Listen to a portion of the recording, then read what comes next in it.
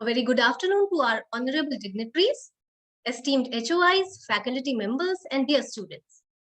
Defense can comprehensively defined as a protection against security threats. It not only provides security at times of crisis, but also seeks to deter and prevent conflict in the first place. Protecting nation's people alongside protecting the people at home and abroad, defense plays a role for supporting civil authorities during local and national emergencies. It also contributes to the protection of critical national infrastructure. So, what's next in defense industry? Its ever-changing landscape by looking at these several variables, including threats, opportunities, directions, technologies. Our defense forces require timely and cost-effective acquisition of defense equipment to enable them to meet any challenge to the country's security, right from the planning to final disposal of weapon system, without compromising transparency, fairness, and probity or at any level. So, ladies and gentlemen, we are here with one of the most important topic of the discussion, trends and opportunities in defense. I extend my very warm welcome to all our participants over here. We are extremely privileged to have amongst us our honorable guest speaker, Rudra B Jadeja, MD and CEO, Kalyani Rafael. We are enormously privileged to have among us our honorable Vice Chancellor, Sir, Professor P.B Sharma, Dean Student Welfare, AUH, Major General GS Bal, SM, BSM retired, Director HR, AUH, Rear Admiral K.K. Pandey, AVSM, BSM retired, Director, Amity Institute of Defense Technology, Major General Dr. J.S. Bal, ASM retired, Head of the Department, and other senior members of academic fraternity of Amity University, Haryana. It is indeed a pleasure to have you all here today. So let us start with our proceedings. And Rear Admiral K.K. Pandey served the Indian Navy for 36 years. He has commanded various frontline warships.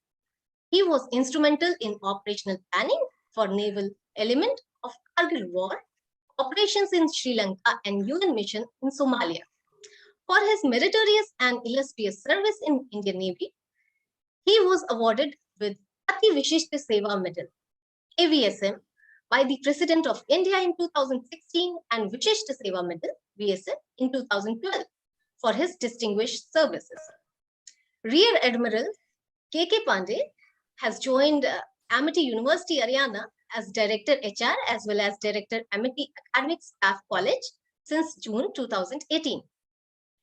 Sir, may I now request you to deliver the opening remarks on trends and opportunities in defense. Thank you. Sir. Thank you so much, Dr. Shweta, for introducing me, and thank you all.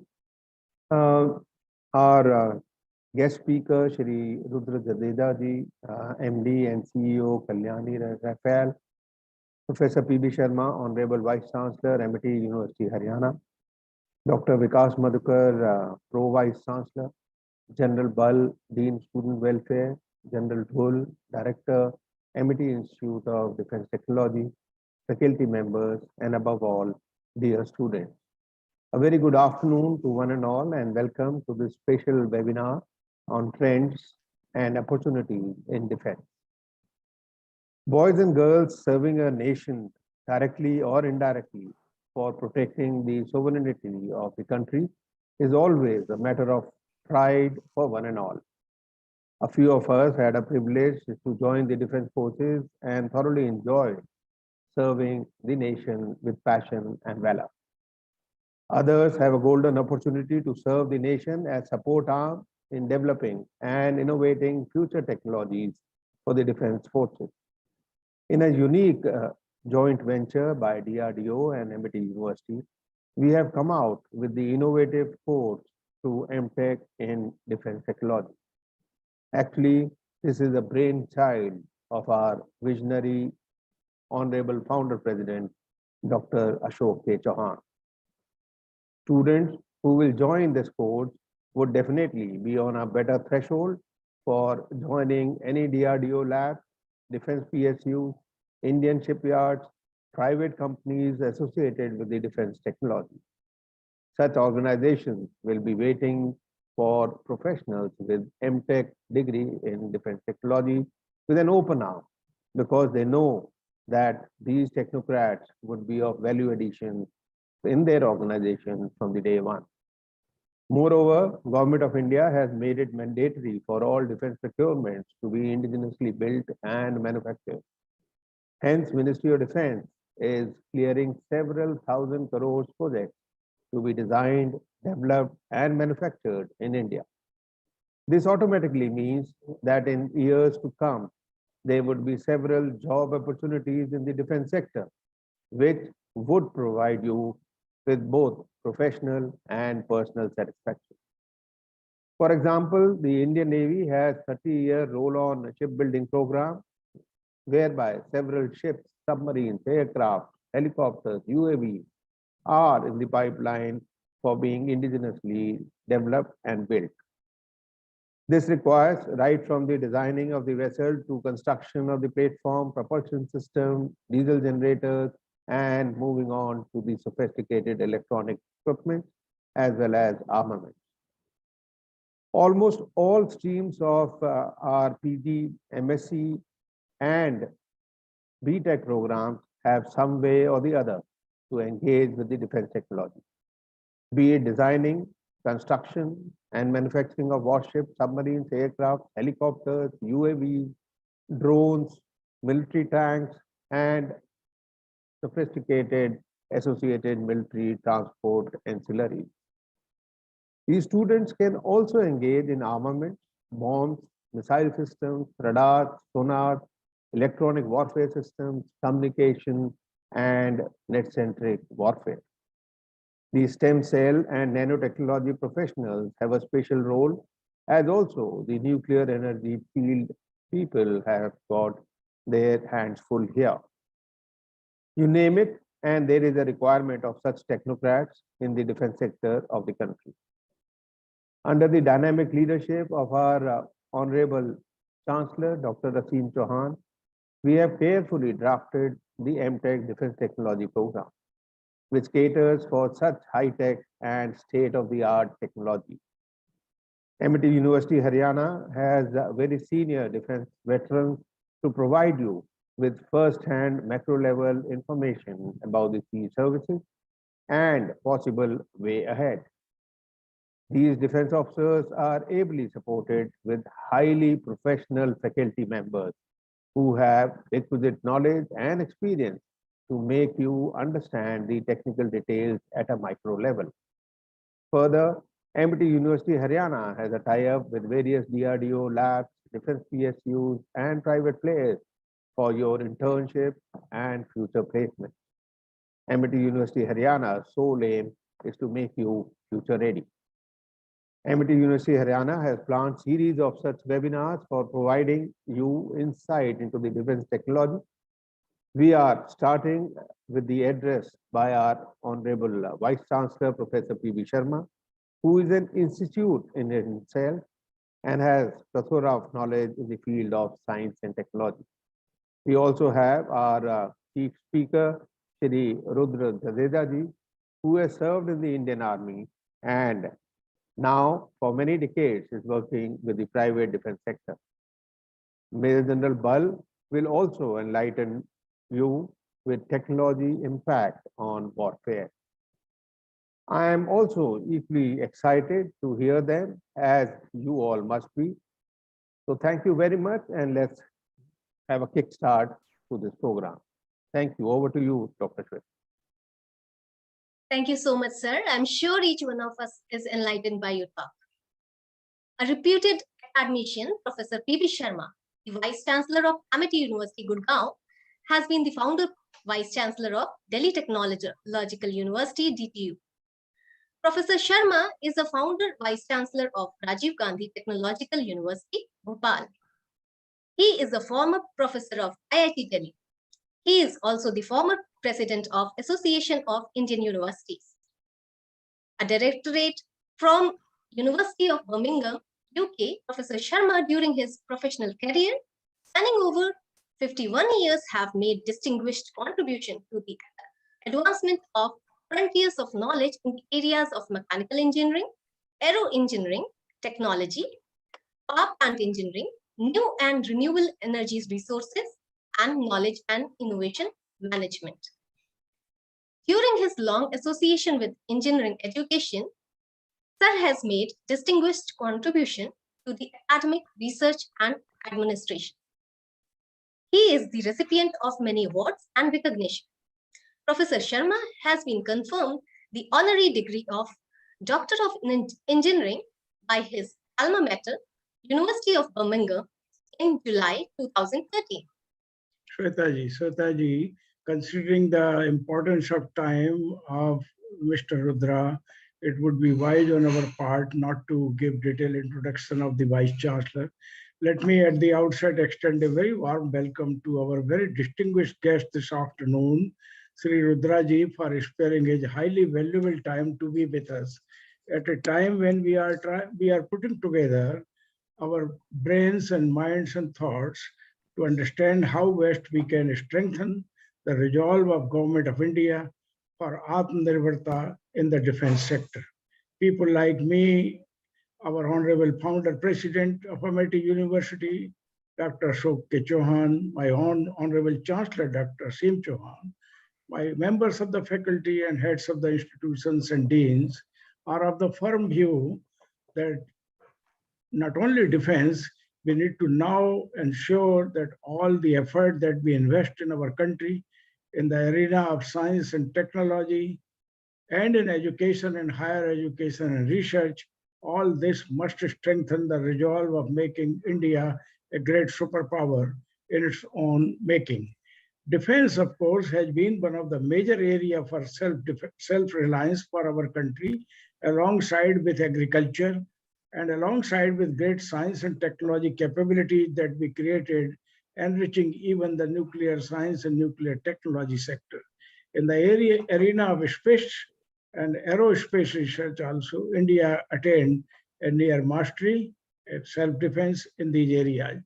The question often being asked by the youngsters, what you wish to do now that you have already achieved self-reliance in the defense sector, in the aerospace sector, in the nuclear sector, and also in very many other sectors are so important for our nation's economy.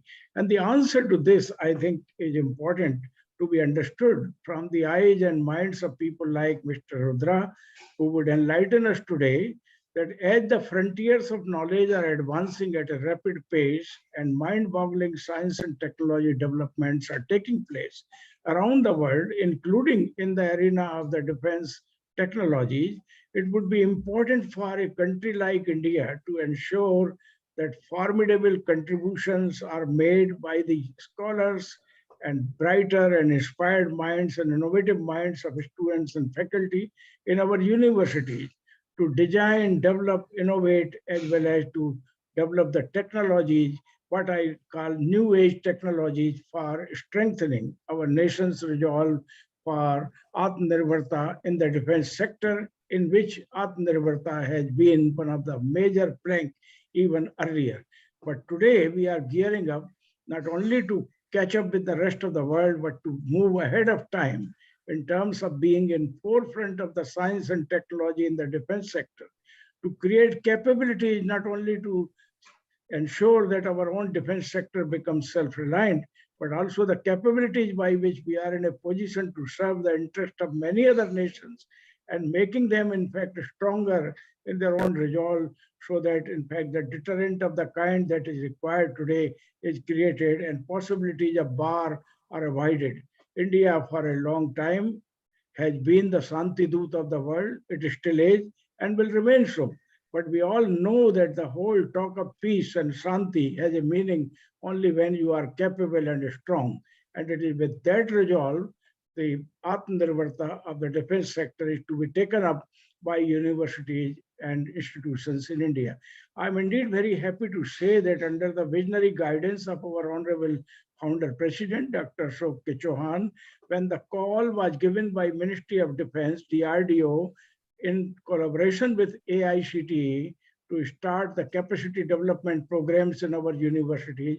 Amity University was among the first few universities in India to take immediate actions to ensure that we put together the Master of Technology program that will strengthen the cause of higher end manpower development alongside with science and technology innovations, which could be aligned to the needs of our own defense sector. And I'm indeed very happy to say that Amity University at Noida, as well as Amity University here at Manesar in Haryana, started the Mtech defense program last year. And I was so happy to get highly inspired and motivated minds of the faculty joining this program, and also inspired minds of students joining this program. I was also indeed delighted that in this program, we are creating the vital synergy between the world of work with the world of research and development organization, and ensuring that internship and training of our students takes place right inside the industries that matter for Ministry of Defense, and also the research and development organization and the great laboratories of R&D that DRDO has set up.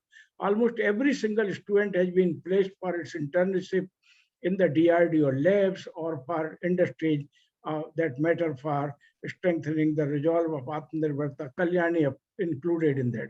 So we are truly delighted to have you, Mr. Rudra sir, for sparing your highly valuable time, sharing your thoughts and visions and understanding how to drive this agenda of Atmanirbharta from the portals of our universities by creating the vital synergy between university and the industry. We are indeed in the great times today in India, where defense sector has been opened up to the corporates as well as to the private industries, so that together we can build, in fact, India of our dream, which could be not only self-reliant for its own need, but a great power to empower the rest of the world with the layers of defense that are required to safeguard the interest of the nations and their geographical boundaries, and at the same time create that empathy and atmita between each other, that we are not here for destruction, but we are here to create a world in which the whole world community can live in peace and harmony and enjoy a blissful life on planet Mother Earth. Amity University is firmly committed to contribute to Mother India its share of science and technology innovations in the vital areas of relevance to our great nation. Defense, of course, is on the top of the priorities which we have here in our university.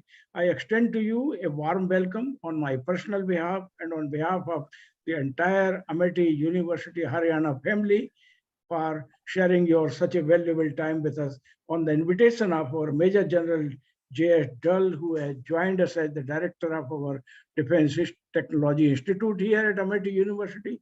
I'm also truly delighted to say that in Amity University, we have very high respect for our defense personnel. I have very many major generals in Amity University, rear admirals, lieutenant generals, colonels, brigadiers, and all these are enriching, in fact, the entire life of Amity University. I'm very proud of my Rear Admiral K.K. Pandey joining us from Navy. I'm very proud of Major General GS Bal, Major General J. Bal, Major General P.B Sharma, whom I have here, and very many Major Generals and Lieutenant Generals, which my Honorable Founder President has in all the Amity University around the country. We are with you and we wish to work with you, work with Kalyani Rafael and other organizations supported by Kalyani for enriching the defense power of our country. And we wish to partner with you also, our best of the mind, so that together we can give rise to new technology and new know-how, and even go all the way in meeting the requirement of the defense for the technologies which they have already identified, for the products which have already been listed to be produced in India on the strength of Make in India, Design in India, and produced in India. It is with this firm resolve and commitment, I extend to you a warm welcome for today's seminar and look forward to hearing from you your words of wisdom and words of inspiration for each one of us connected to this program. Thank you so much indeed for giving us the privilege of hosting you this afternoon. And thank you, Major General Bal, for giving us this opportunity to have Mr. Rudra with us. Thank you. Firstly, namaskar, Professor Sharma, Admiral Pandey, General Bal, General Sharma, General Dul, and the most important one, Dr. Sweta, who will ensure that the interest of the students who are in the background, actually that is my focus audience today, because I say it with a lot of pride as I sit in my small cabin in the production area, because I have multiple responsibility. So I have... Sir, I need to introduce you. I think so. We will take Professor as the thing. Students will get bored, they'll go to sleep, and they will rather, it's better you introduce me after the talks are over, and there are no questions, you can introduce me, please. Okay. Okay.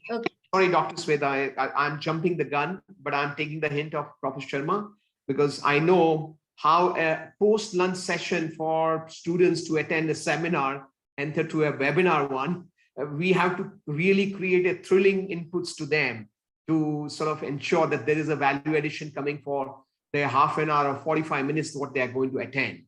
So with that focus, Dr. Sweta, I hope you permit me to continue. Yes, sir. You can continue. I really appreciate. I really appreciate. So, dear students, it's a pride because I have 4 students of Amity with me as we speak today. They have taken time off with the permission of the university to come and explore their areas. I know they were absolutely novice. They didn't know what was the expectation from the industry. And I started with one thing. Industry does not expect anything except one thing. Keep your mind open and think big. That's the only thing which I just requested the team, the Amity University students who came down here to do the internship of 10 months.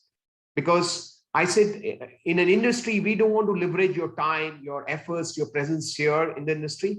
We would like to sort of ensure that we help you grow in your ability of expertise by understanding us, by living with us, talking to us, walking our sort of, corridors of manufacturing, R&D setup, engineering setup, QA setup, and everything.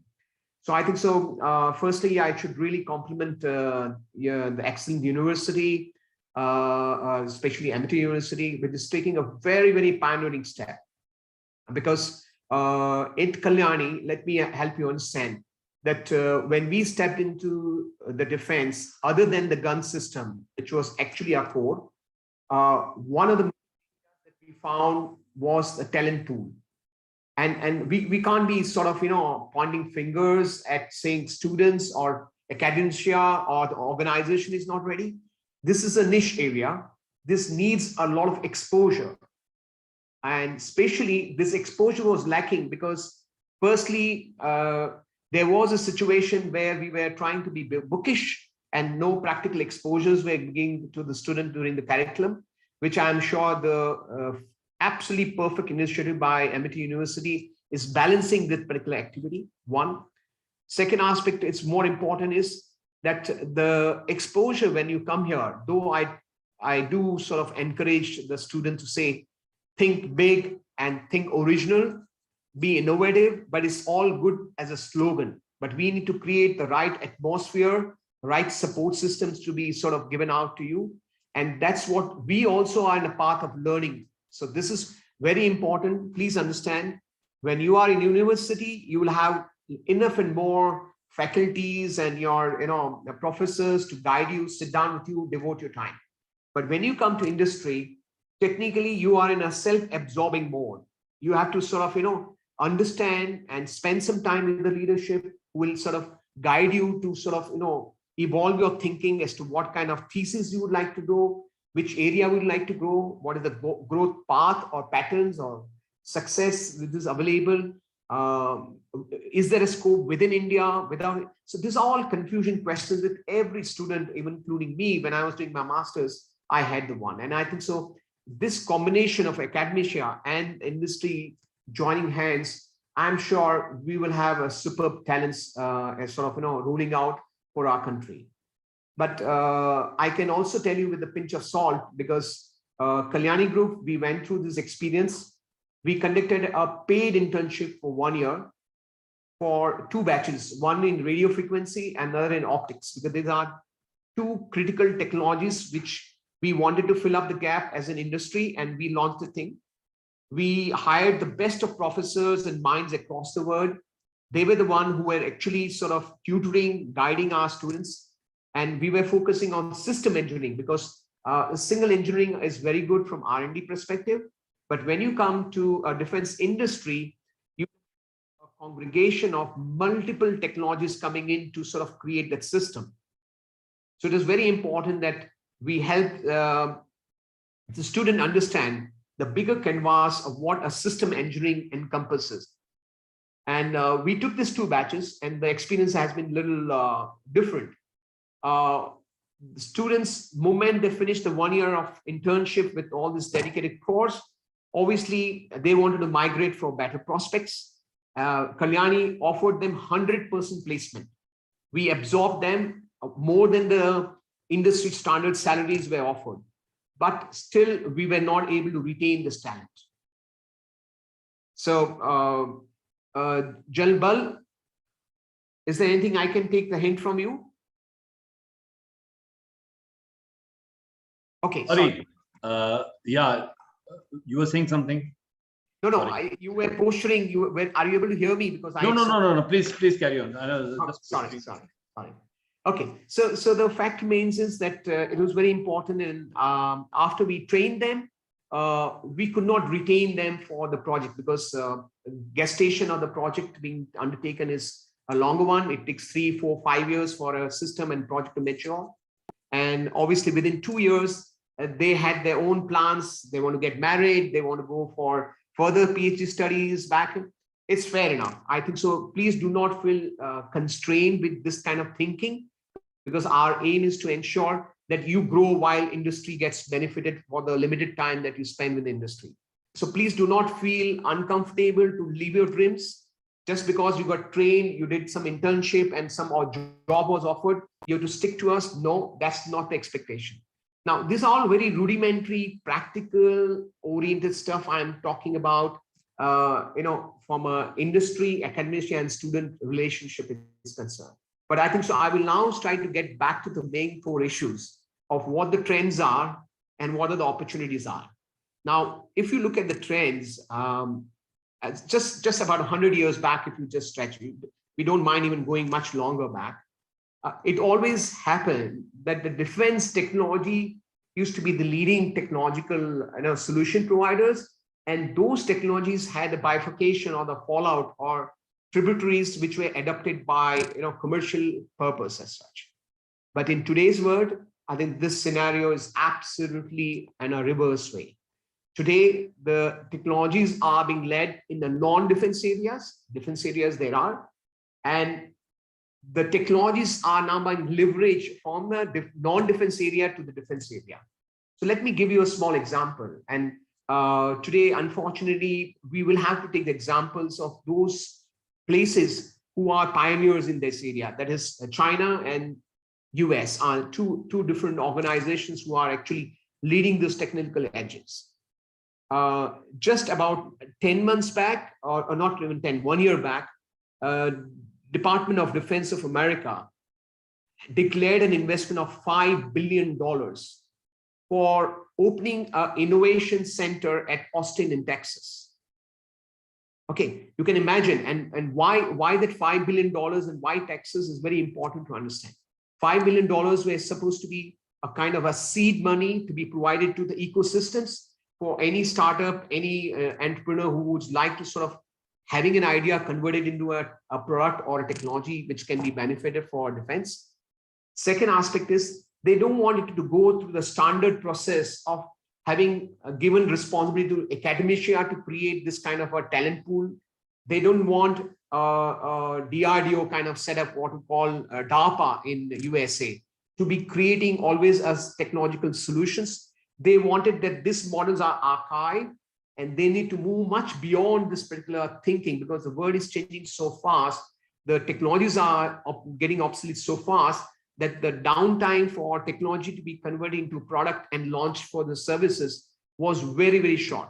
So they have come out with this idea where essentially anybody can walk up to that particular technological command or innovation command and give out a project, and within 10 days, they will have the approvals available to either say that, yes, is the services or is the Department of Defense supporting this project or not. So this is the kind of evaluation which is happening, and Samudra Manthan is happening at the top end of the value chain in technology processes. What has China done? China has essentially created a sort of environment where they broke all the silos of they broke all the silos of your course curriculum, what you should learn, what you should not learn, and created an enabling environment where not only from defense, but every technological aspect. So they were able to understand that, okay, a 5G, which essentially is not there in defense, essentially leverage for defense as a technological purpose as such.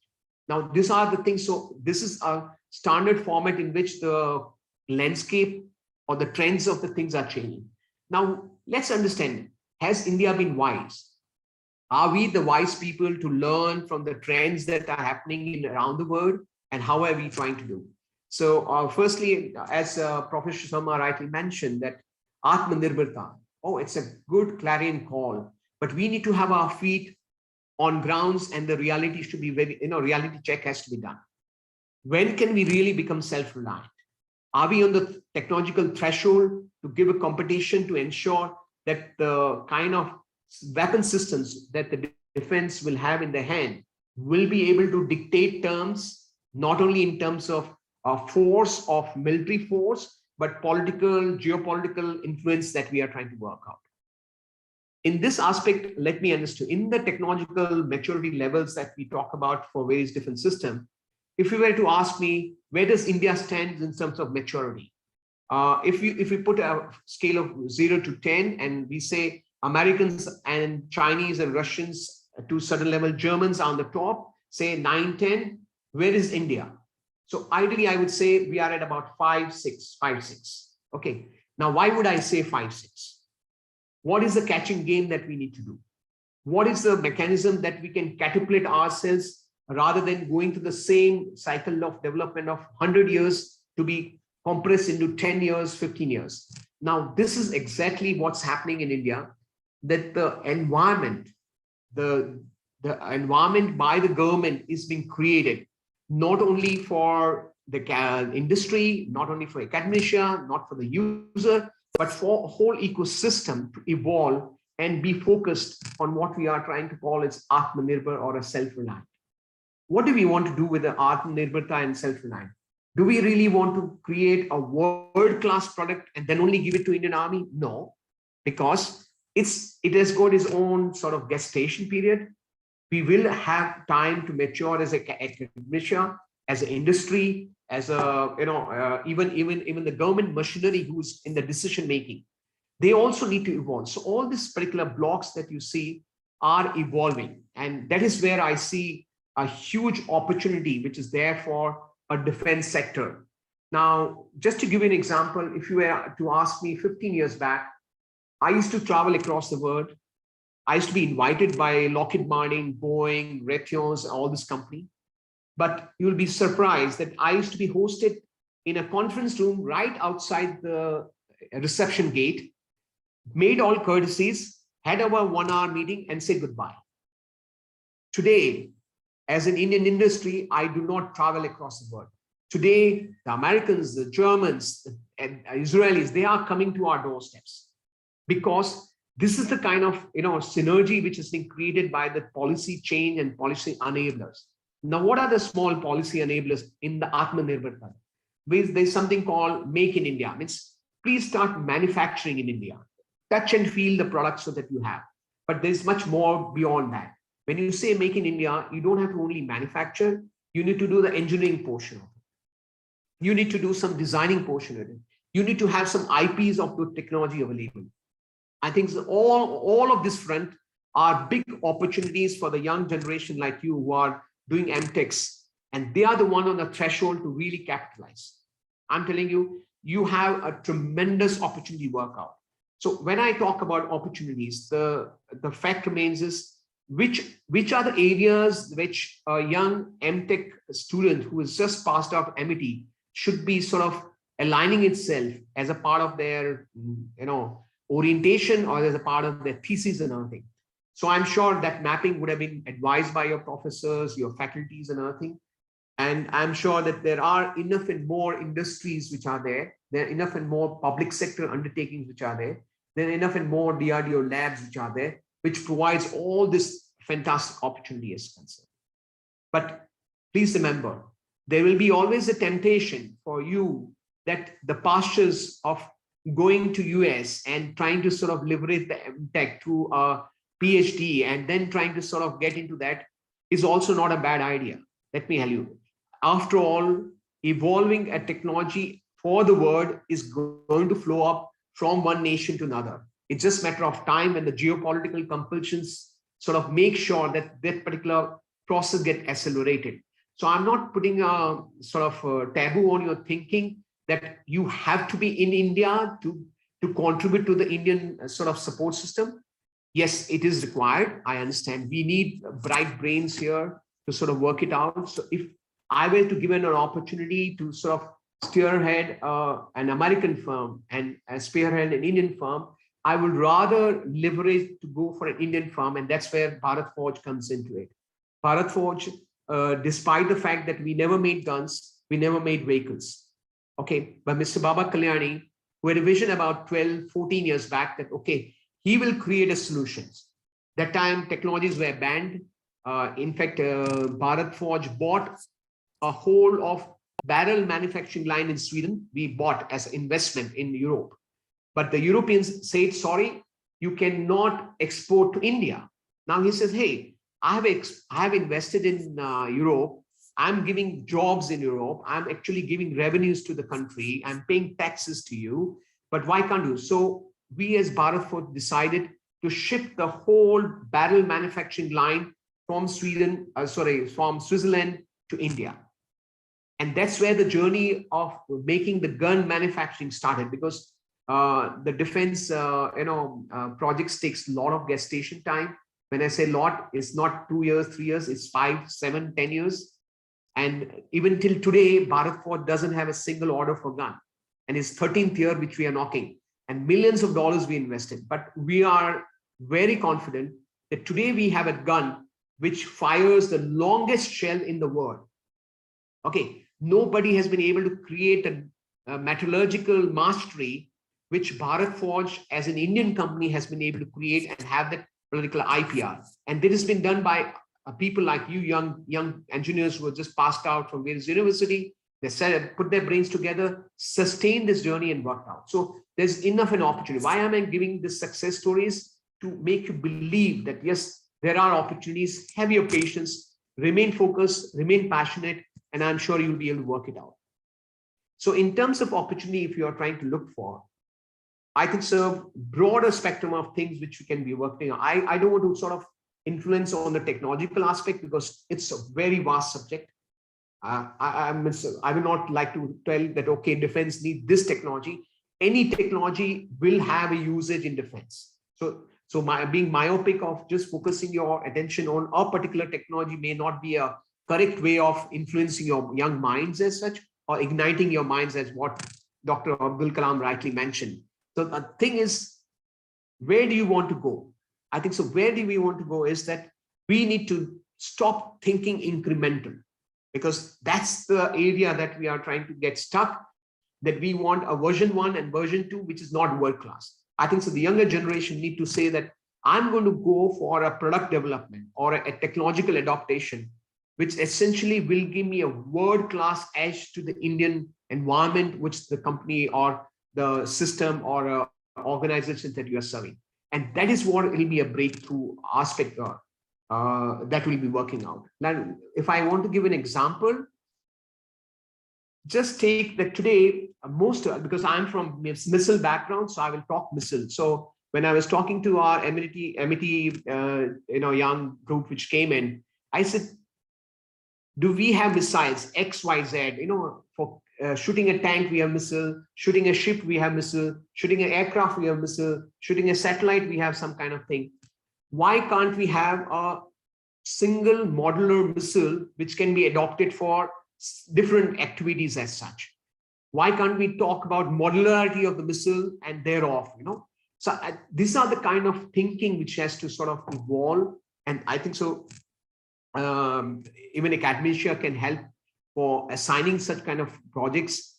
Even the company like Bharat Forge or Kalyani Group will be able to sort of, support this kind of project, because we know when we talk modularity, killing a tank, we need a smaller missile, but, shooting down a ballistic missile, you need a bigger missile as such. So there are variants as such, but this is just an idea that I'm trying to throw. So keep your ideas open, read and just think, question why exactly it cannot be done.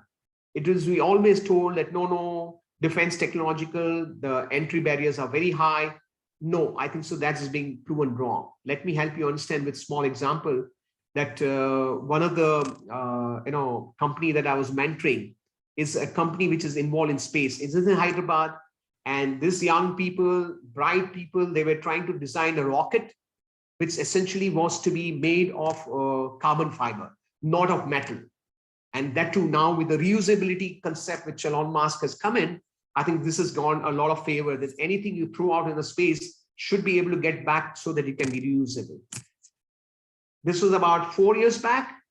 Today, the same startup is able to get contract from ISRO.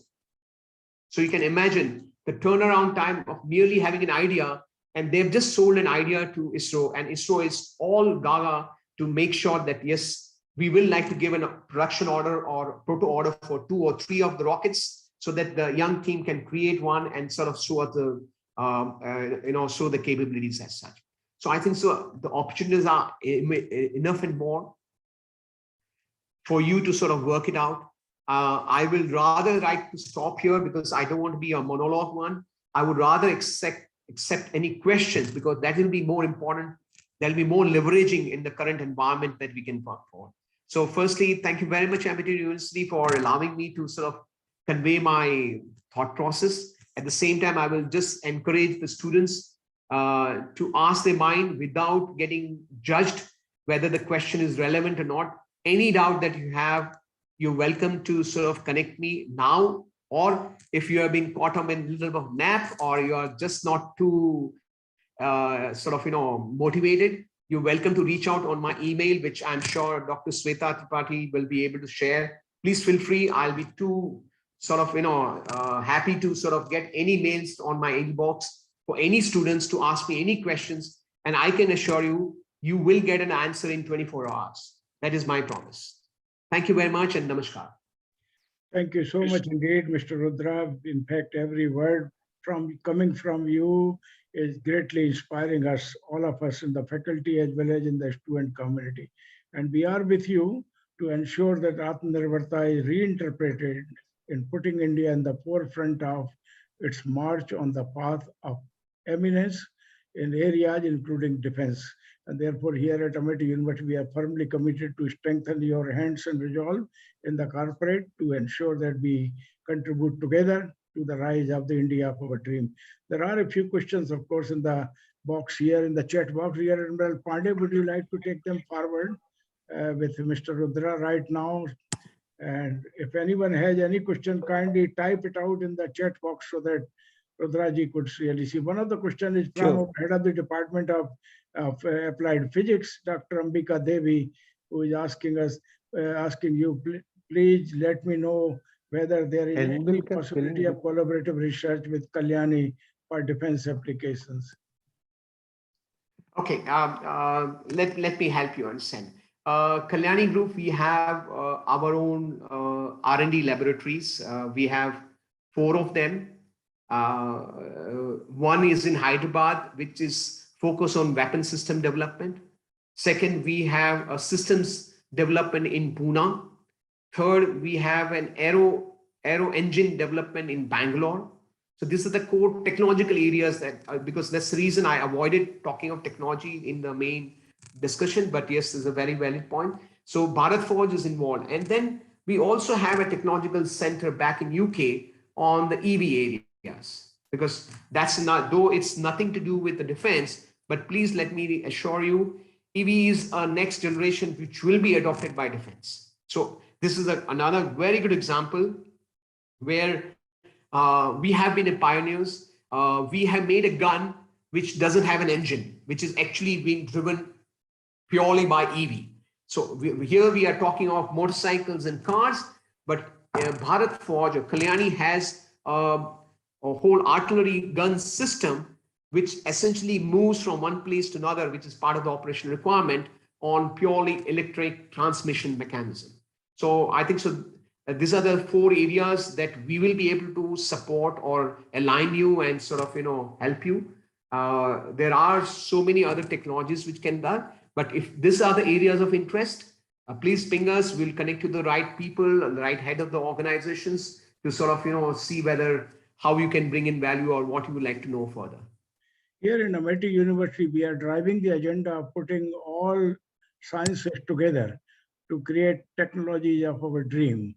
And therefore, interdisciplinary perception of science as well as integrative approach to engineering is in fact the hallmark of Amity University, Haryana. And we would definitely be very happy to work with you in areas including aerospace and also aero defense and so on.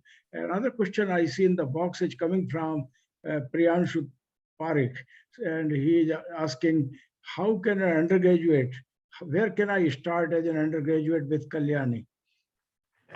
Okay, that's a very, very pertinent question, I would say.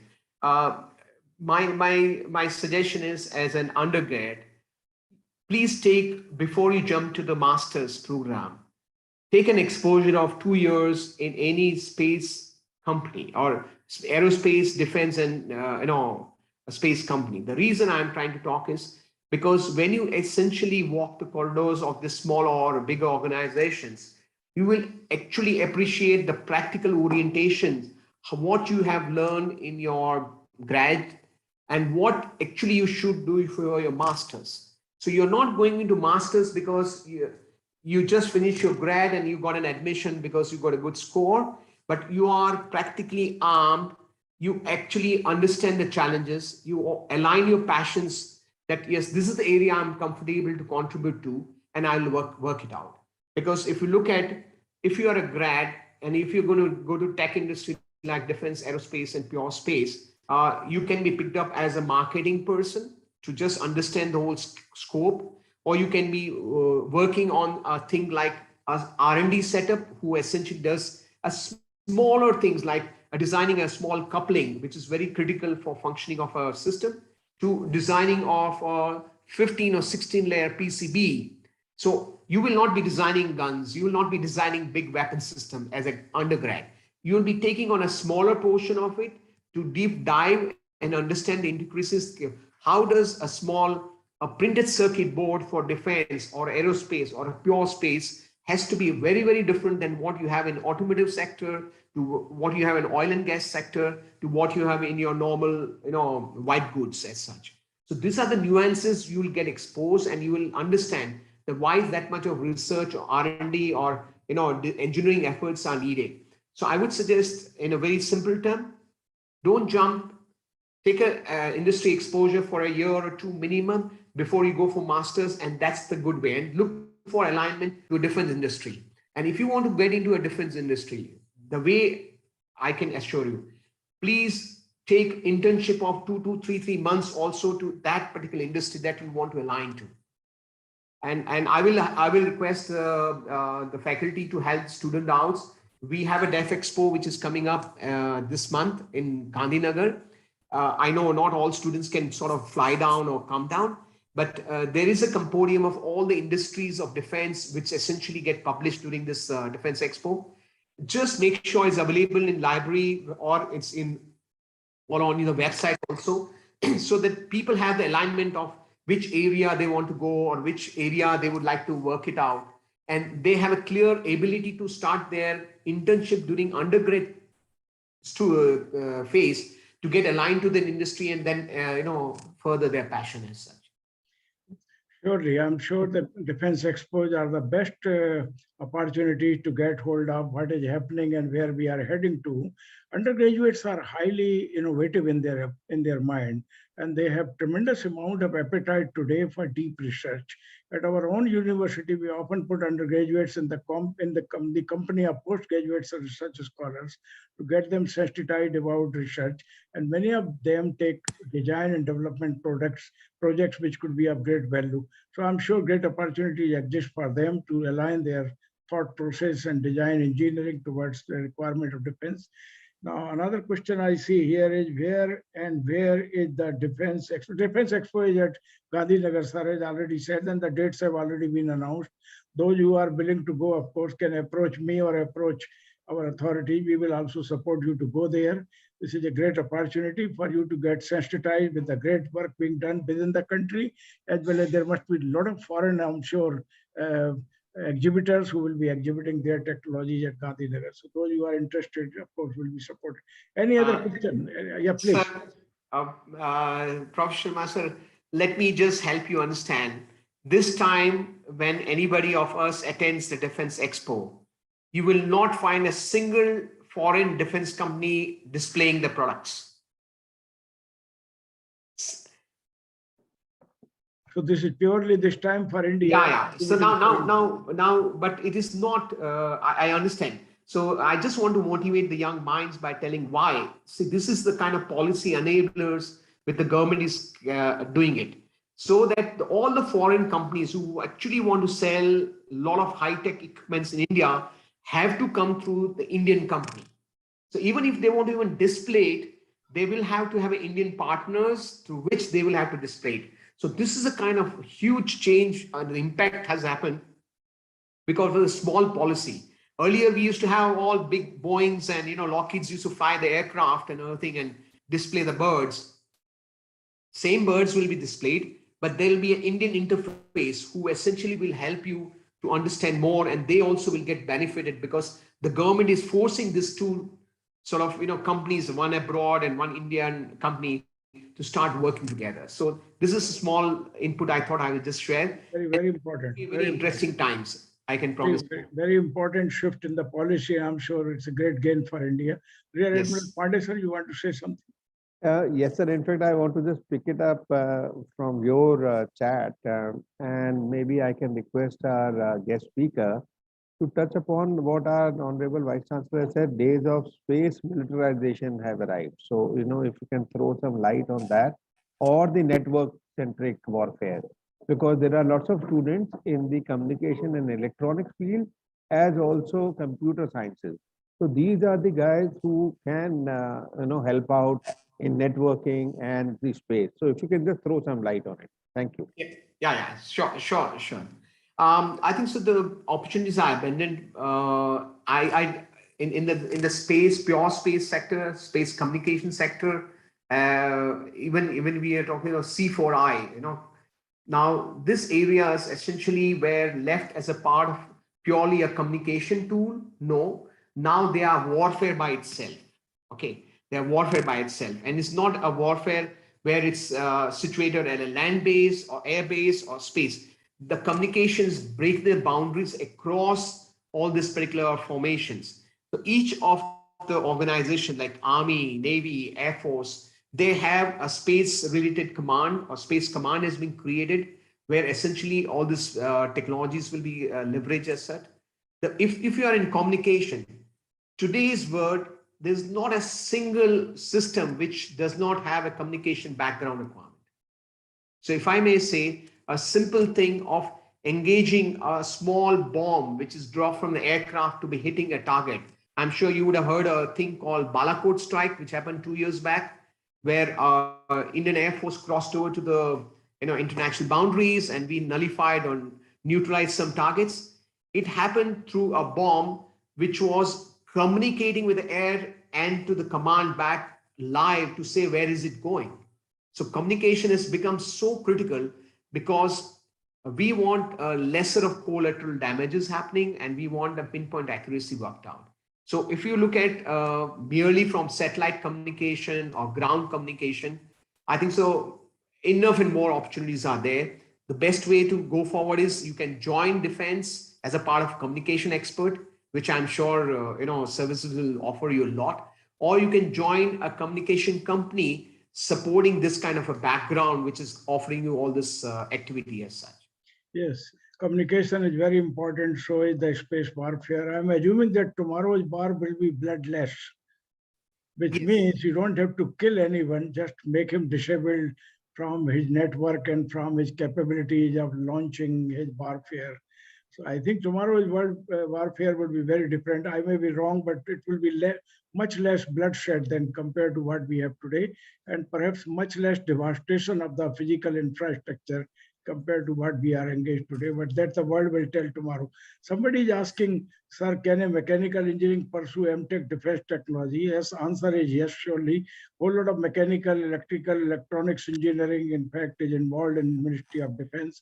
And defense require all engineering to serve the cause of defense technology. So mechanical has a great role, provided you understand what mechanical can do to today's as well as tomorrow's technology. But sir, would mechanical engineering do a great job for you in Kalyani Forge, Kalyani Electronics, and Kalyani Aerospace tomorrow? Yeah, one point I will just take the clue from satellite aspect. I got a very good input in one of the seminars where a young student gave a solution which essentially now is being adopted by the Army, is launching a nano communication satellites, parking them in not the geostationary orbit or LEOs, much lower than that, because they will have a lesser lifespan, but they can be made active only on our requirement basis. So they are actually out in orbit, staying for 2 years, 3 years, like that, but they are not consuming power to sort of transmit and enable the communication. But operationally, whenever the nation or the Army, Navy, Air Force needs, that particular satellite can be sort of activated, and that gives an immediate coverage and everything. So these are a kind of ideas which, now today the young minds are able to share and we are able to implement. So this is what exactly we should be looking for. Nano satellites, nano rockets, tomorrow nano machines, they all would be really doing a great job for us. Nano would become really grand and great. That's the days in which we are here. And I'm sure we have every reason to get excited and contribute to the rise of science and technology power, not only for empowering Mother India, but empowering the entire humanity, creating a bloodless warfare, causing minimum devastation, but disabling our enemy to the extent that the fellow says, sir, thank you very much, I don't want to fight further. I mean, it is that kind of war that, of course, we are dreaming about. Being Indians, we have to pray more that wars do not become a reality. Rather, we should live in peace and harmony. But at the same time, as I said, we should have capability to ensure that our strongest and strong enemy is disarmed and disabled to the extent that he himself gives up the warfare against us. So I think that's the time. But I'm sure your inspiring words today are inspiring all of us, including those who are connected here. A lot of questions are coming in the chat box. I'm a graduate electrical engineering and what is joining process for Mtech and defense technology. The admissions are still open. But if you want to join Kalyani, of course, Rudra sir would be able to answer better. How long will this defense technology boom will last? I think it will last till the mother planet Earth is alive, because the warfare, but the nature of warfare may change, nature of war technologies will change. But war would, sir, you perhaps know better than me. Tell us, sir, how long will the defense technology boom will last?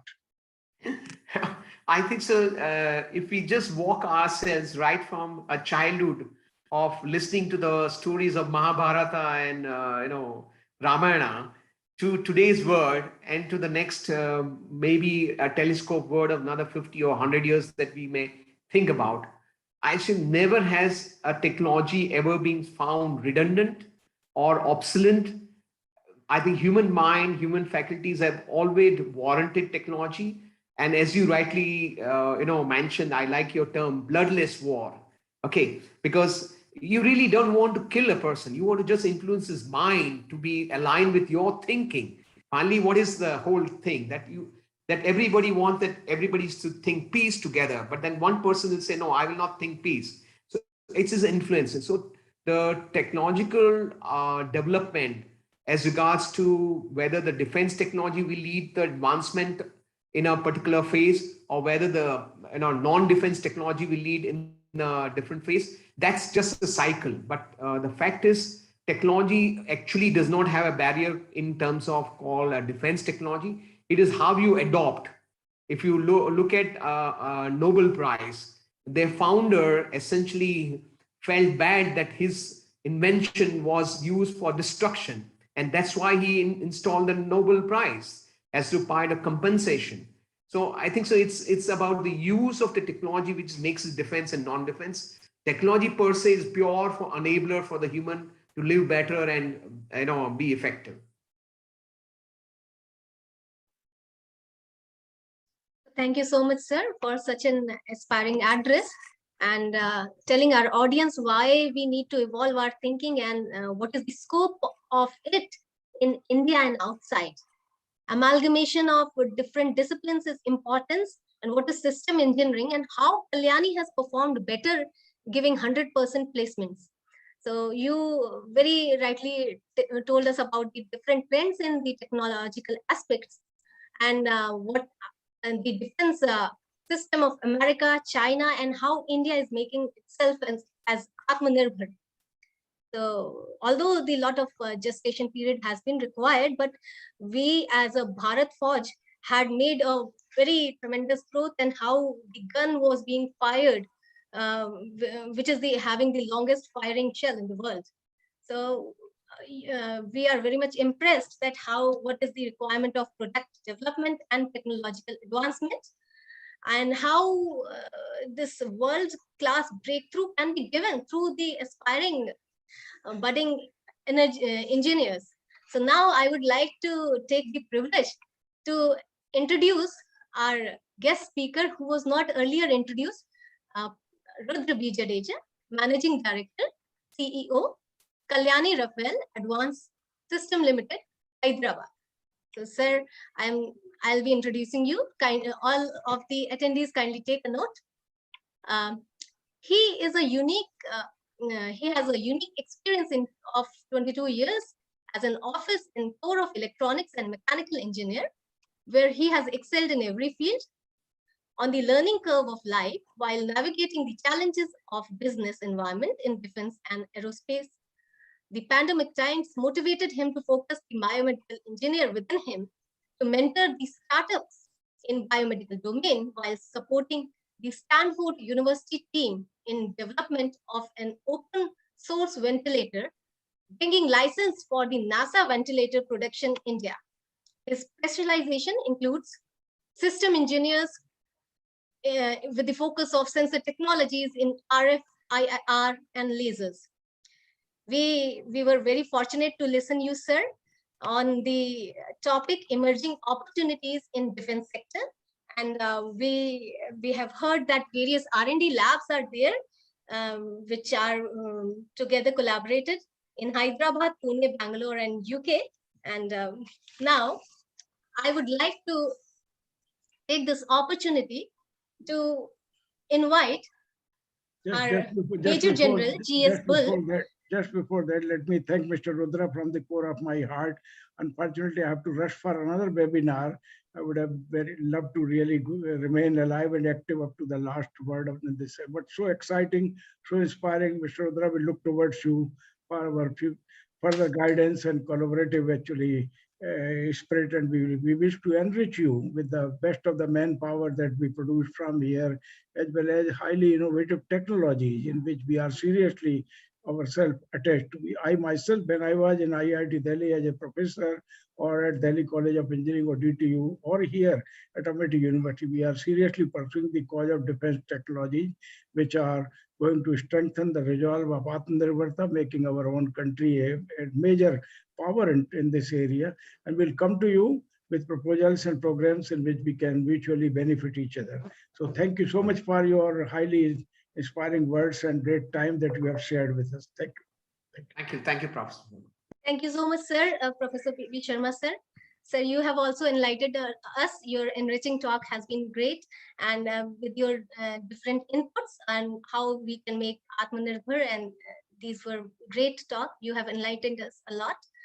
And now we'll be moving further with Major General GS Bal, SMVSM, retired after 37 years of distinguished services from Indian Army.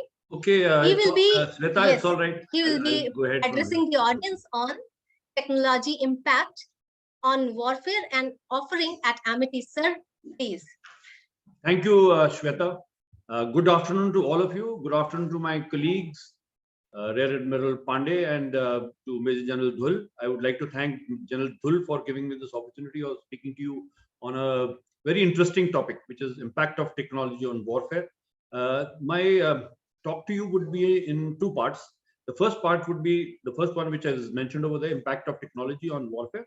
And the second part would be on defense technology courses offered at AUH. So I'll go through this presentation and I'll give you a brief expose. And the purpose of this talk would be excite your intellect and provide you a brief insight into what role technology has played in warfare over the years. Basically, warfare over the centuries has progressed from primitive wars between tribal societies to warfare between societies based on agrarian economy, and further to warfare between industrial societies. Mankind has progressed successively from fighting with bows and arrows to rifles, guns, tanks, aircrafts, and missiles. Scientific and technological advances, though slow and gradual in the 18th and 19th centuries, have got speeded up in the 20th century. Each of these developments has a revolutionary effect on the conduct of warfare. Right.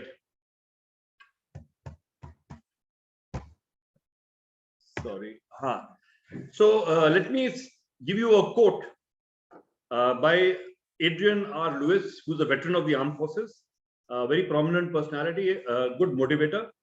And what he says is, war created the conditions for great advances in technology. Without war, men would not traverse oceans in hours, travel in space, or microwave popcorn. So what it means is that you must understand that large number of technologies have emerged on the battlefields.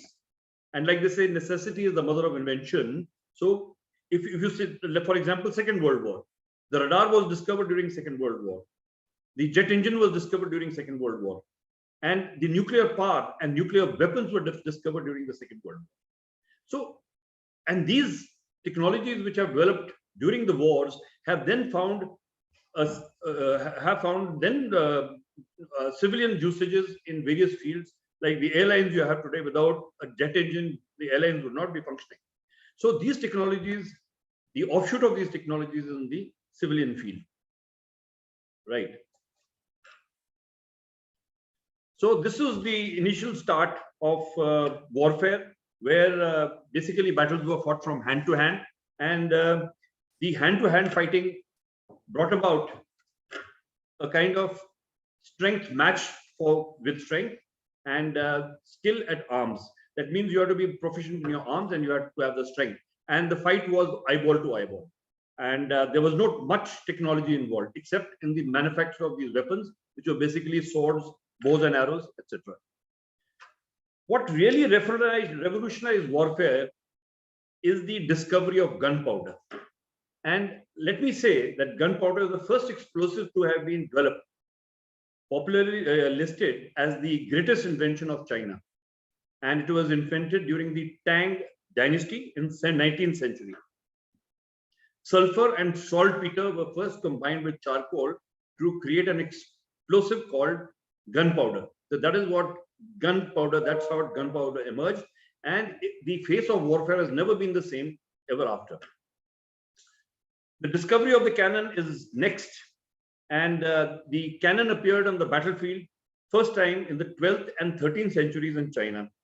Thereafter, in Asia and Europe, they appeared in 14th century. And the musket, which was muzzle-loaded musket, appeared as a smoothbore weapon in the early 16th century. So what is the difference between a cannon and a gun?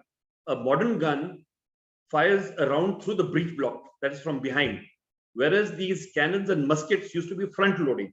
So you first loaded the shot, first you loaded the gunpowder, and then you loaded the shot from the front and rammed it inside, and then you use the flintlock to fire the weapon. So this was the development as far as the gun is concerned. So because of this, the warfighting transitioned from hand-to-hand to standoff battles and heralded the dawn of maneuver warfare. Now, what is maneuver warfare? I will cover subsequently. Very important discovery also which took place was the machine gun, which was discovered, and this was invented by Hiram S. Maxim in 1884, and it is the first automatic weapon which emerged on the battlefield, and it could fire a rate of 600 rounds per minute. And this led to trench warfare because cavalry or people assaulting or fighting or attacking would be mowed down by these machine guns. So to get over these various casualties taking place because of the machine guns, we went into an era of trench warfare. And this trench warfare is something what you can see over here, extensively dug trenches. And this is what First World War was all about, that the French and the Germans fought from trenches, and millions of people died during these wars because of the machine gun, use of machine gun, and the use of firepower, which was unprecedented before in these wars. Right, and this is the first time that you see over here, this is the first weapon which again revolutionized warfare, and that is the British tank, which emerged for the first time on 15th September 1960 during First World War. And the view foils you see at the bottom and the right is the trench warfare, that this is what warfare was all about. And if you can see, the tank, which is a very primitive tank, is crossing a big ditch. So these tanks were used for crossing these trenches and ditches. So this gave an end to the era of trench warfare. So mechanized columns and mechanized vehicles like tanks, APCs, motorized battalions, they ended the trench warfare during the First World War. And during Second World War, a new era started off, which is called the mechanized warfare or maneuver warfare. That means you did not attack the enemy front on, but you maneuvered around the flanks of the enemy to attack the enemy and gain a position of advantage to destroy the enemy. And I'll explain it further. So this is what the this is what the maneuver warfare was all about. It was a combined arms team. That means aircraft and mechanized forces were used in synergy to attack through the lines of the enemy. And they did not attack the trenches. They went around the trenches, found a weak spot, punctured the weak spot, and then after having punctured the defenses, they conflagrated and spread behind the enemy lines and carried out maneuvers to the depth of the enemy, thereby making the enemy which was there in the trenches capitulate and surrender. So this was the era which is the maneuver warfare era, which is the Second World War, and the proponents of maneuver warfare were the Germans, and maneuver warfare was also termed by them as blitzkrieg. So the Germans evolved this maneuver which is called the blitzkrieg to great advantage. In fact, just in a matter of days, they overran Belgium, they overran France, they overran other countries just by using maneuver warfare. And as you can see on the right of the screen, you find that there is this swastika and there's a German arrow which is coming down, and you find over there Maginot Line. Maginot Line was a very impregnable fortified line, and the Germans very cleverly avoided the Maginot Line, and from the flank, the maneuver forces, that is their tanks and their artillery and their other weapon systems, just maneuvered around the flanks and came and sat behind the Maginot Line, thereby making the Maginot Line capitulate and surrender. So that is how the era of maneuver warfare started off during the Second World War. Right. And this is another graphical representation of how the maneuver warfare was used. The red line at the left is the Maginot Line, and the Germans used the blitzkrieg to go behind the maneuver forces. And on the right side, this very classically explains to you how maneuver warfare was conducted. You see that blue arrow mark going. The tanks led from the front, followed by the motorized battalions. The infantry sat in vehicles to ensure that they do not lag behind the armor. Because when the armor has punched a hole through the enemy defenses, and when the armor is further moving behind the enemy lines, then the mopping up and the remnants of the enemy are taken on by the infantry. And the foot infantry followed in their wake. And you can see the aircraft, the Stukas, what they were called, they are working in synergy with the mechanized forces, which are puncturing a hole through the defenses and getting into the depths of the enemy defenses. So this was a third generation warfare. I will not cover the first and second, which I've already covered. Basically, it was hand-to-hand fighting, which was the first generation. Second generation was the trench warfare. Third generation was the maneuver warfare. And then another discovery towards the end of Second World War, which changed and which made the Japanese surrender, was the use of nuclear weapons, first time and last time ever, and thank God for that, against Japan. And this was used with impunity. And the first weapon which was dropped was the discovery of a scientist by the name of Robert Oppenheimer, and he is known as the father of the atomic bomb. And there was a project which was nicknamed Manhattan Project, where this bomb was discovered. The Americans, while closing, when Japan was about to lose the war and the American fleet was closing in with Japan, and country after country was capitulating, but the war was very slow and tedious, and a lot of casualties were being suffered by the Allies. So the Americans gave a warning to the Japanese that either you surrender or you will face dire consequences. Of course, the Japanese did not know what these dire consequences. They couldn't even imagine that what the dire consequences would be.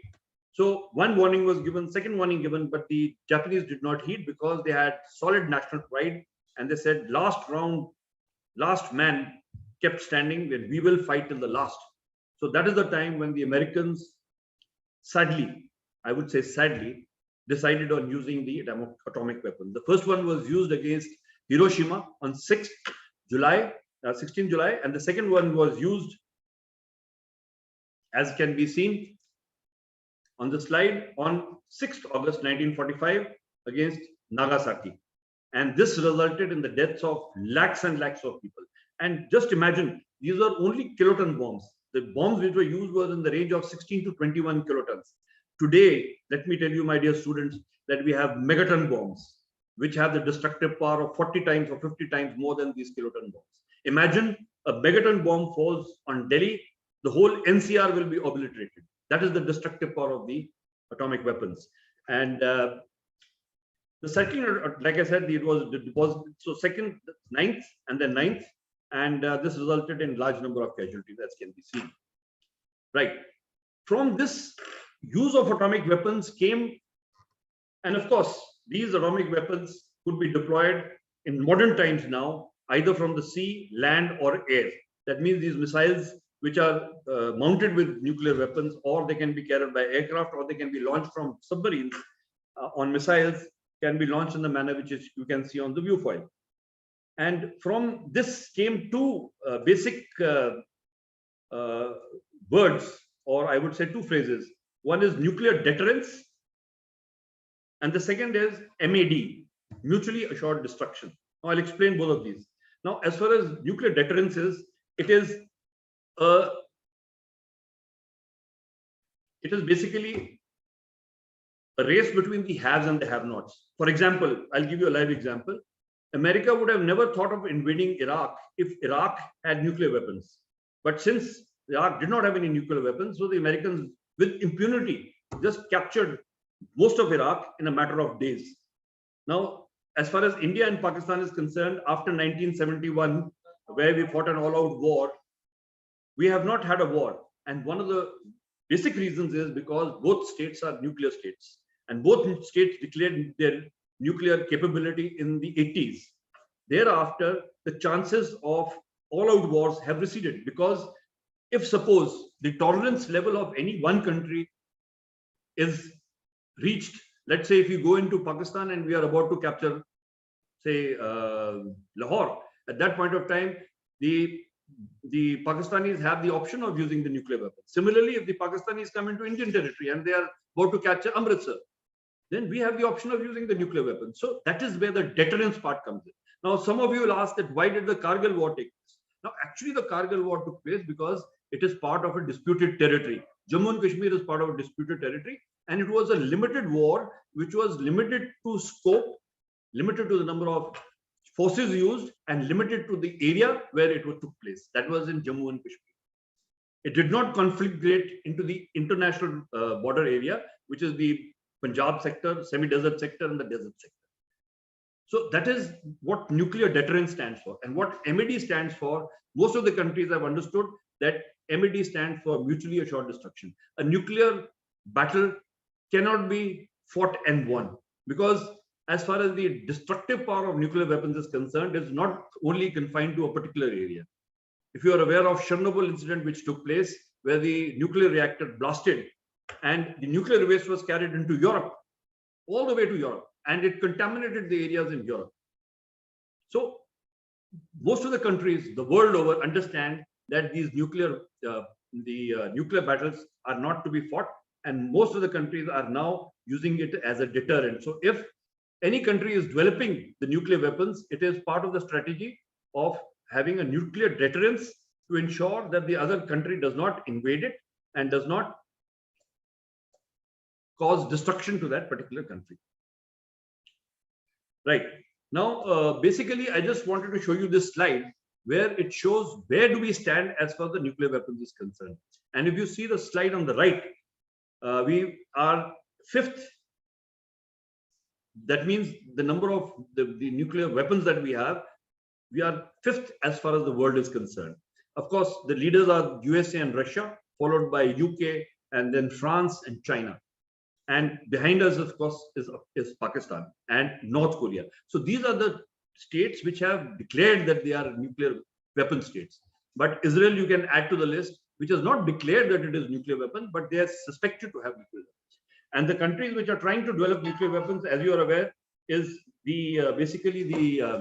is Iran, and the rest of the world is trying to dissuade them and put restrictions on them not to develop nuclear weapons. So all these countries which are have-nots, I beg your pardon, those are the haves, that means who have nuclear weapons, will try their level best to ensure that the other countries that do not have the nuclear weapon, they develop these nuclear weapons. On the left, it gives you on the left, it gives you the number of weapons that we have and where we stand. We have weapons which are short-range weapons, which are tactical weapons, and we have even long-range weapons, which Agni 4, Agni 5, which go even up to 5,000 kilometers in depth. And we are developing further weapons which even go beyond 5,000 kilometers. So this is as far as the nuclear warfare is concerned, and this is a new dimension which was added after at the end of the Second World War.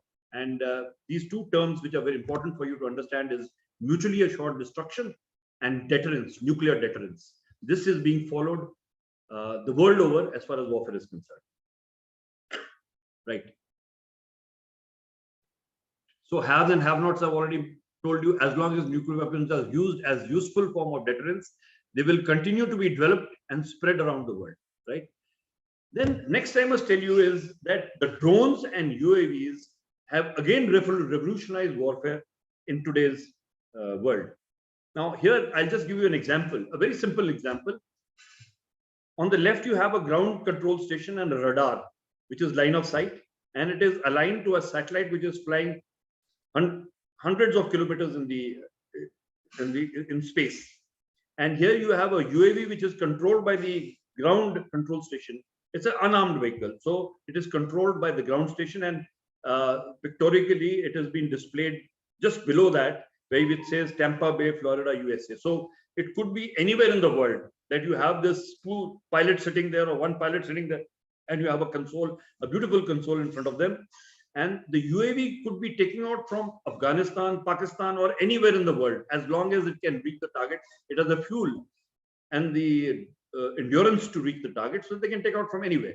And the control of this UAV is directly with the pilot, who's sitting thousands of kilometers away. And so one satellite or two satellite links would be involved.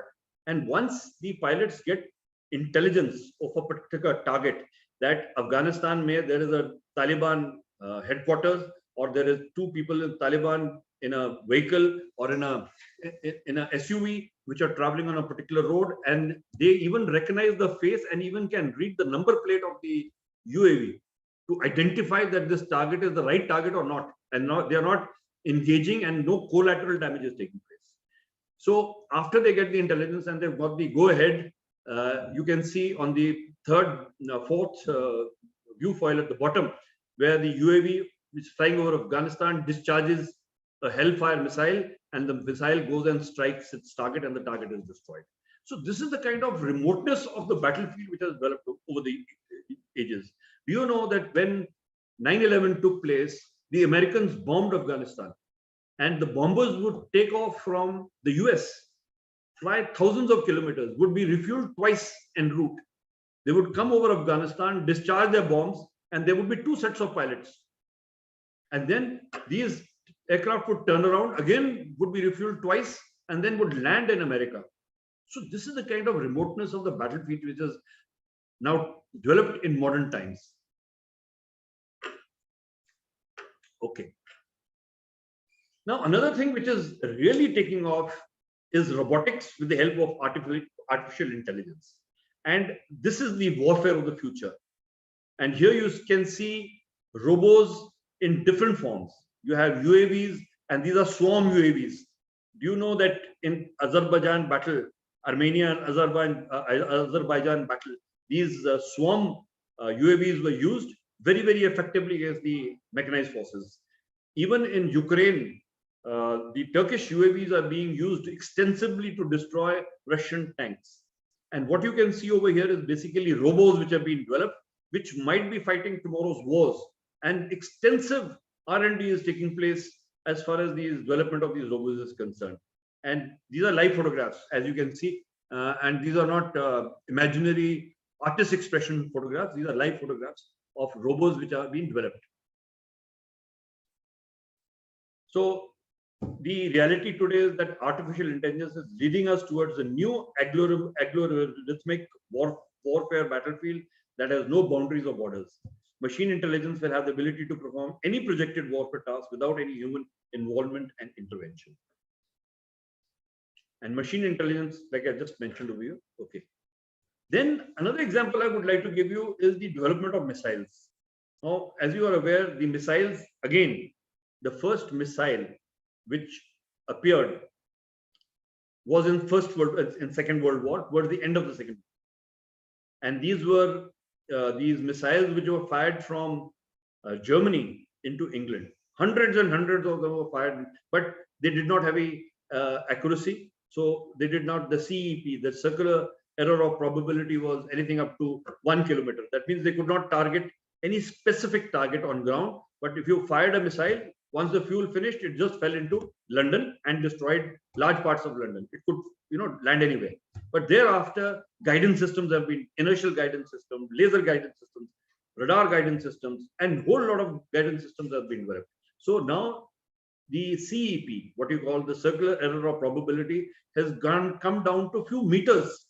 That means they are so accurate that these missiles can pinpoint, they can hit.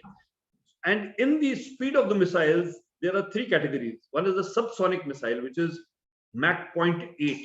Then we have the supersonic missiles, which are from Mach 1 to Mach 5. And the latest in this technology is the hypersonic missile, which has been developed by Russia. And they can fly up to, as you can see over here, Mach 5 and above. So what is the advantage of these fast-moving missiles? Difficult to detect and difficult to engage. Today, we have weapon systems like the S-400 that we just bought from Russia, which can destroy incoming missiles. But if the incoming missile is of hypervelocity, then you can imagine how difficult it would be to neutralize this missile, which is coming in and landing in your own territory. So these hypersonic missiles is the latest missile technology. And the first country which has really successfully developed these is Russia, being closely followed by America, and even China is doing its bit to develop these hypersonic missiles. So these will provide new military capabilities, and they would be harder to shoot down, and then slow missiles and extend the range of the air attacks. Okay. What we have today is the transparency. What Mr. Rudra, also CEO Rudra, spoke about is the network-centric warfare. In any decision in the battlefield, the OODA loop is involved. What is the OODA loop? Now, OODA loop has 4 components. First is, to start off, you have to observe the target. How do you observe it? Either you observe it with your eyes, or you observe it with spy satellites in the air, or aircraft which are flying and picking up these targets. So you observe. Number 2 is orient. Then you say, okay, what weapon system would be relevant to what we have observed? So orientation takes place. What is there with the enemy? What is there with you? So you compare the two, and this analysis goes on. Then the next one is decide. Then you decide what kind of weapon system would you employ and how would you employ it, right? And the last one is you act. And then you finally press the button and the missile or the weapon system that you have launched goes and strikes and hits the target. So in any modern battlefield, the OODA loop is very much involved. And this OODA loop is an essential part of network-centric war. So this is what network-centric war is pictorially. Now, in network-centric war, you have 3 layers. The lowest layer is the ground level layer, where you see ships flying in the seas, you have tanks flying on the ground, you have other weapon systems flying on the ground. And they are networked to aircraft flying in the air, which is within the atmosphere, within the stratosphere. And then further in the 3rd layer, you have satellites. Now, all these communications are rigged together. Imagine an armored division moving into battle. An armored division would have anything up to 300 to 400 tanks and would be going at a frontage of nearly 70 to 80 kilometers and moving into enemy territory. Imagine these 300-400 tanks with the support weapon systems, artillery pieces, the aircraft, the UAVs, a plethora of weapon systems. How would you control these weapon systems? How would you interplay these weapon systems? How would one weapon system know what is the location of the second weapon system? And if they don't know, they would shoot each other up. So then there would be problems which would be involved in the battle. To make the battlefield absolutely transparent, where every component in the battlefield knows exactly what is happening, you have the network-centric war. And in the network-centric war, like I said, there are 3 layers involved to bring about transparency on the battlefield. So this is what network-centric war is and warfare is. And there is a race against time and technology. New technologies have been discovered for better communications, for better observation, for better detection. Sensors are being developed. Hundreds of sensors are being developed. Different types of sensors are being developed to ensure that there is transparency of the battlefield, so that you identify your own weapon system from the enemy weapon system, so that you don't shoot your own weapon system, so that proper command and control is maintained when you are doing operations in the field. So this is network-centric war, and there's a lot of emphasis on network-centric warfare. So this is as far as I thought I'd give you a very brief exposure of what warfare is all about, or warfare is developed. Of course, it is a very brief exposure. And normally when I cover this lecture with the Mtech students that I have, I go into much more details to explain to them. But since there's a shortage of time, I thought I'd just give you a brief exposure as to what the modern technologies are about and how they developed.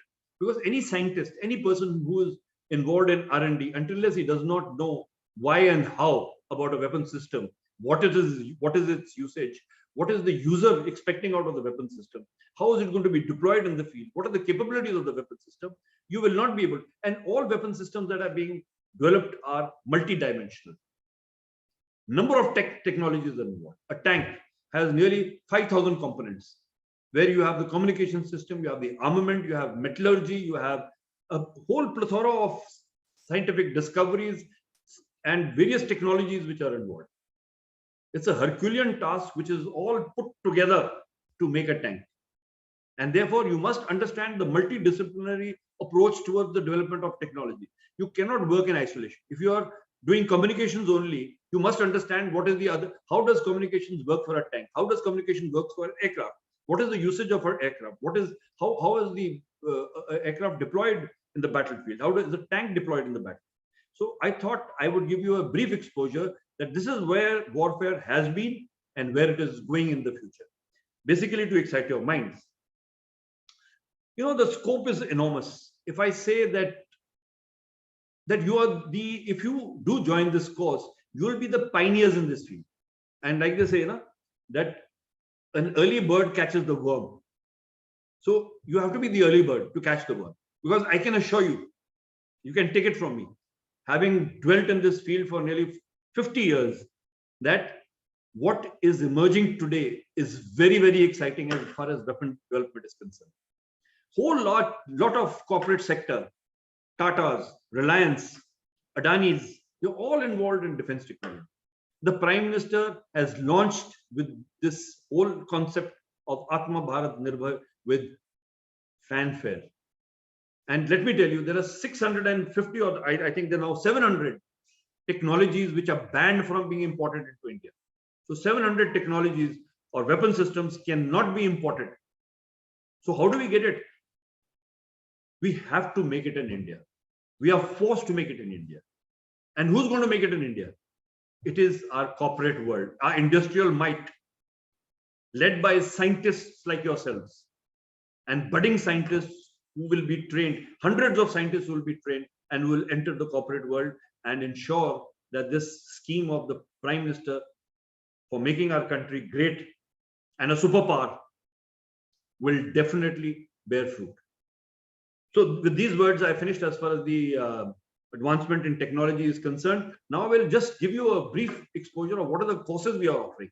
So in year 2022 and 23, we are offering Mtech defense technology for 2 years. And we are also in this very year offering an integrated BTech Mtech course, which is of 5 years. And as an incentive to those who want to enter this fray and join the BTech and MTech courses or the combined courses, we are giving a special concession of 50K scholarship, 50,000 scholarship, 50%, sorry, 50% scholarship. That is a little wrongly written, not 505, but 50% scholarship in tuition fees in the first year. So this incentive is only being given to those who join at the present moment for the year 2022 and 23. That is the first year, right? Now, yeah, sorry, I missed out one slide, which I also forgot to tell you that, we have something also, which is a way forward, is the direct energy weapon systems. Now, what are these direct energy weapon systems? Basically, they are all weapon technologies which are used with concentrated beams of energy. It could be laser energy, it could be radio waves energy, it could be electromagnetic energies, it could be, whole lot of energies are being used. And this is another field which is which shows the way forward as far as technology is concerned, right? So we are not at the present moment offering this course, but direct energy weapon systems are being extensively R&D'd, and these are very much, even the DRDO is carrying out extensive R&D in this field and trying to develop this weapon system, right? So now, as far as semester 1 is concerned, these are the defense technology stacks. This is what will be covered: combat vehicles, aerospace technology, communication and sensors technology, direct energy technology, high energy materials technology, naval technology, disruptive technology, war gaming, and life cycle sustainment strategies. And then in semester 2, you will basically get into specialization, combat vehicle technology, aerospace technology, communication and sensor technology. These are the 3 verticals which are being offered. And in semester 3 and 4, whereas the first 2 would be basically writing projects and all that and attending classes, the semester 3 and 4 would be basically, you would be taking on major projects, thesis, and you would be also going to the field, attached to laboratories, attached to mentors, and you would carry out certain amount of R&D with DRDO labs and with the corporate sector. So salient program highlights is to foster disciplinary knowledge of state-of-the-art systems. Lecture by eminent scientists will be covered in large numbers. Opportunities for internship in DRDO, CSR and other organizations. And salient program highlights: Atmanirbhar Bharat I've already covered. Tremendous scope, and be bold. I think if you catch, like I said, the early bird catches the vine. and you will be, coming in contact with distinguished military officers, eminent faculty members, scientists who are from DRDO, ISRO, and other organizations, and MOUs with partnership with Navy, premier strategic research institutions, international universities, where you would be carrying out research work. And God willing, if you go further, you would possibly be absorbed by the corporate world and also by the other laboratories which are very much deeply into R&D as far as these technologies are concerned. With these words, I think I'll end over here. I think I've taken a little extra time, but I thought it would be well worth for you to understand what is these technologies which are developing over the years, and how technology plays a very important role in warfare, and also to give you a basic exposure of what is being covered as far as the Mtech, the integrated course is concerned, and the Mtech course is concerned at Amity University, Haryana. Thank you. Thank you for patiently listening to me. And I would also like to thank Mr. Rudra Jadeja, the CEO of Kalyani. Wonderful talk, and I think it has given us a very good exposure of what defense industry is all about. I have been associated with defense industry for a number of years, but I think what you just covered was to the point, and it was like hitting the nail on the head. Thank you very much. Thank you, sir. We have one question to address. Could you please share some light on mini and micro surveillance UAV used in defense? I beg, just come again. Yes. Yeah, okay, I have understood. So you want to know the difference between micro and mini and micro surveillance mini and micro UAVs. So, yes, the UAVs, there are a large number of, there are plethora of different types of UAVs. There are handheld UAVs which are being used by infantry, which are launched from the hand, and they fly and they have a range of about 2.5 kilometers, and they have an endurance of about 45 minutes.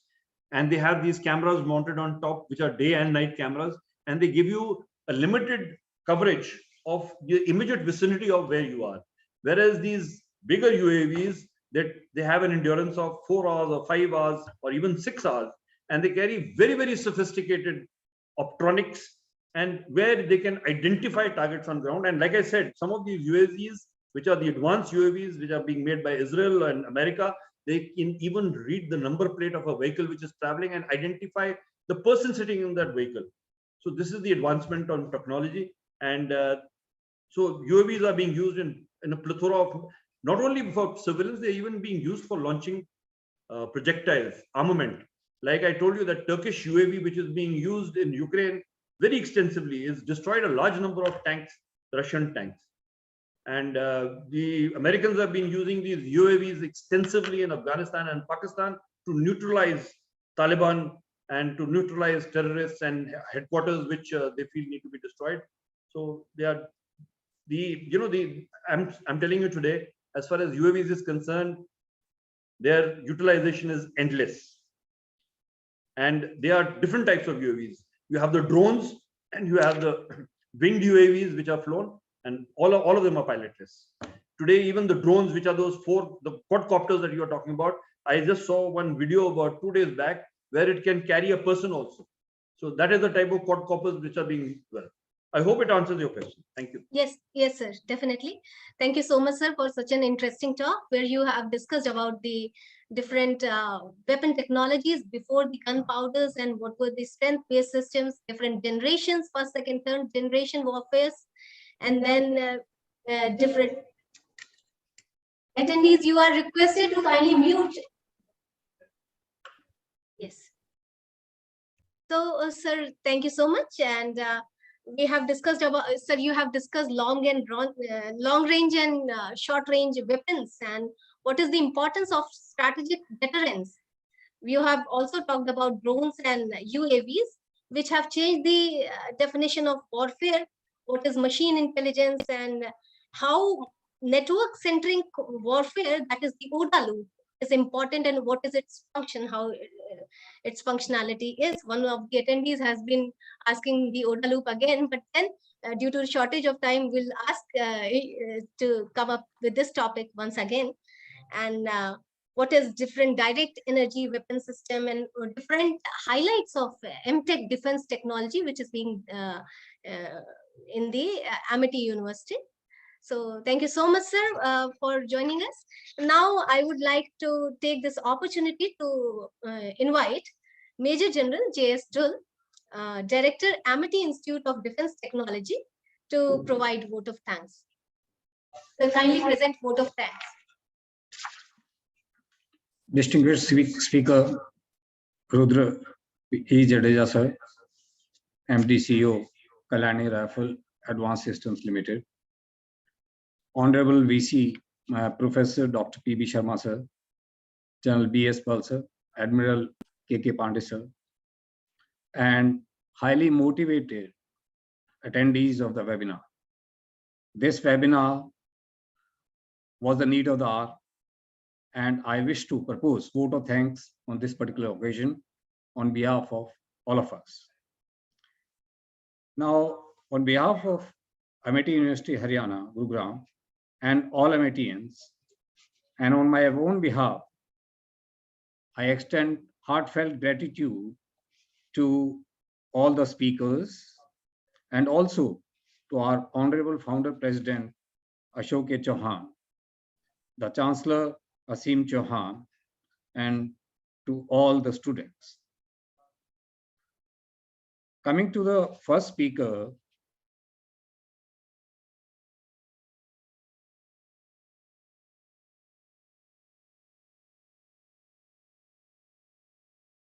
I think we lost General Dhul.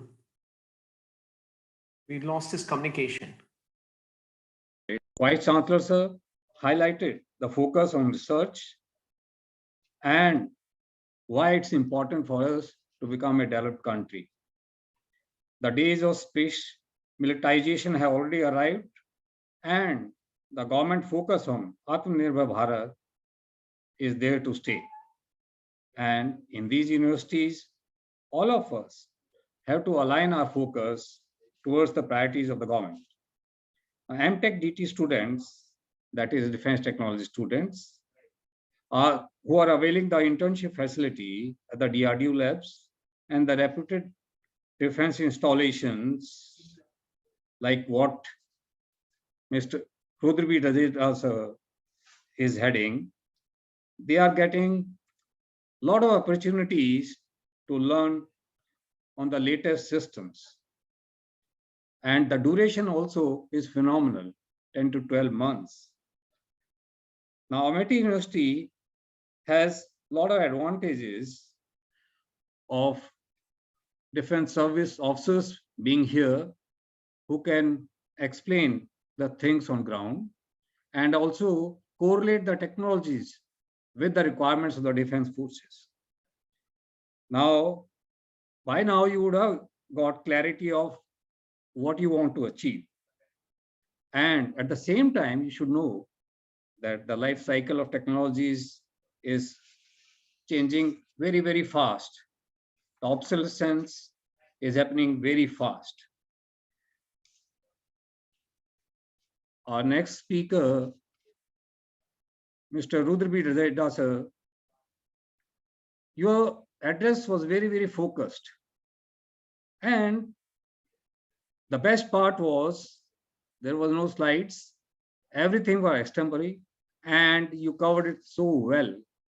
You focused on very important aspect of open mind and thinking big, which is very, very important. We have to think original, and we have to have collaboration with industry and the academia. Now, you also gave us the example of China breaking all the silos to capture the world market. In India also, similar thing is happening, as we are aware, and a lot of success stories also you highlighted, and especially the longest range gun made by Bharat Forge Limited. The idea of modularity of missiles is really a great idea. I think all of us must make a note of it and start working in that direction. The requirement of exposure to Defense Expo is again a great thing. which is the need of the hour. The nano satellites, nano rockets, nano devices are here to stay now. Our next speaker, General GS Bal. Sir, we are grateful to you for enlightening us on the technology impact on warfare and the offerings at Amity. You gave us excellent insight into the history of warfare and how it got revolutionized. You beautifully explained the maneuver warfare, the nuclear deterrence concept, the OODA loop. It was really great hearing from you. In the end, I thank all the participants for sparing their valuable time. And also, I want to highlight that this special incentive of 50% scholarship for the 1 year period, it's a great idea of founder president and honorable chancellor. Now, at the same time, we have put it in the chat box that there is a webinar which is being organized tomorrow on opportunity to pursue 2 degrees simultaneously at Amity from 3 p.m. to 4 p.m. That is tomorrow. And the link for registration is already given there alongside. You may think of looking at this and you may like to participate in that webinar as well. In the end, I would like to thank all the speakers and all the participants who have made our day. I'm really grateful to all of you. Thank you so much.